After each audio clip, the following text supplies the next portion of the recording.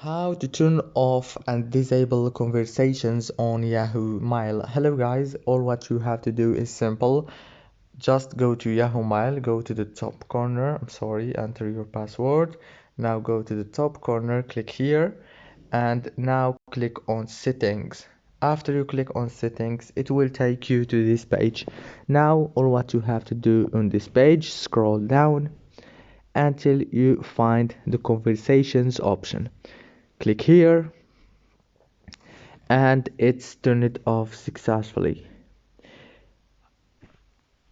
If this video was helpful for you, please don't forget to like and subscribe, and thank you so much for watching this video until the end. See you later and thank you so much.